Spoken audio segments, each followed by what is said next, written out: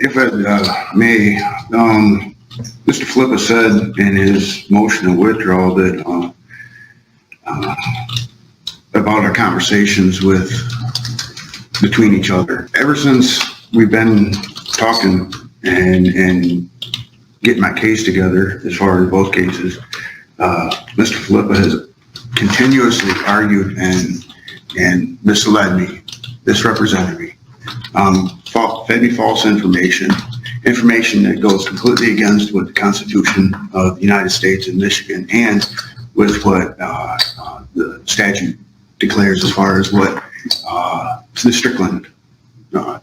He hasn't came anywhere close to that for the as far as what he's supposed to be doing to help me. It says here that defense attorneys are defending not the actions of the defendant, but accused of what they're accused of committing. Defense attorneys are defending the rights of the accused, specifically the rights of the accused that have the government prove its case beyond reasonable doubt. Usually lawfully obtained evidence. Everything that Mr. Flippa has done in his explanations to me is completely gone against everything that my rights entitle. He's lied to me repeatedly lied to me, misled me. In fact, I remember back on, June 29th, 2020 at 9:30, we were in here and it was about my other case, 6008 case, I believe, no, 6007. And I asked him for his information, for his opinion, and what should I do in filing this motions to have that case taken care of. Being that I don't have an attorney, I asked him his opinion. Can I get some information? He told me that it violates my 8th Amendment constitutional right. He informed me that I should fill out this paperwork and say that it is my 8th Amendment constitutional right that's being violated and that it's because I don't have an attorney. Well, I go back and do some research on that, and Mr. Flippa willfully told me that he was wrong, giving false information.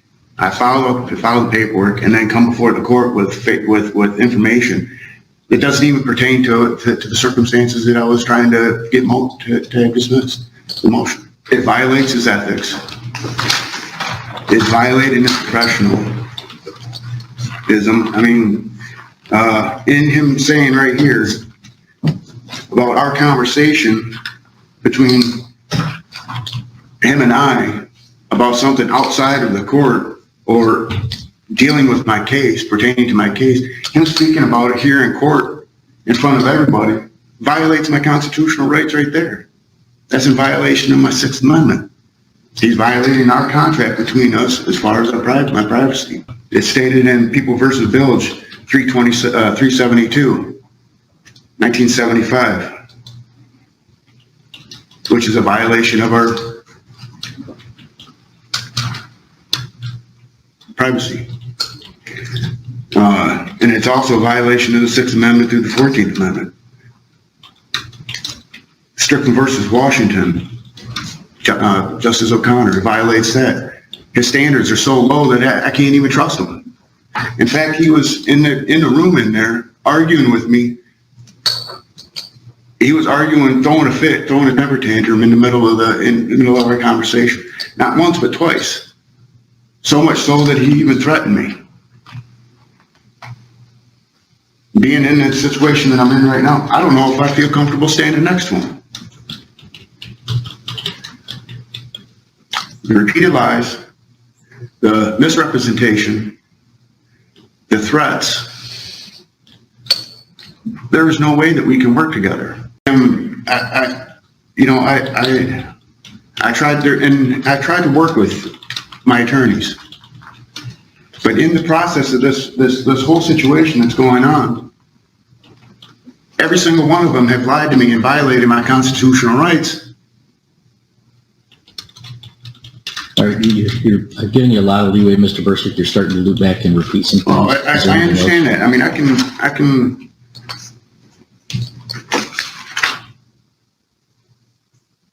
Never mind. I'll leave it at that Okay. as far as the motion to withdraw.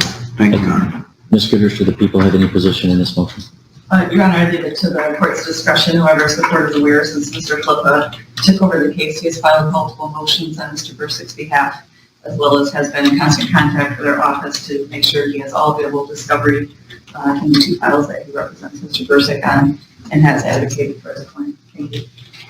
All right. Well, Mr. Bursick, one of the things that you said, I think, really rings true. It doesn't ring true, but it factors in my decision heavily. You said, well, every lawyer I've had has lied to me. Well, maybe you should think about the common denominator there is maybe not the lawyers, but your difficulty in dealing with them.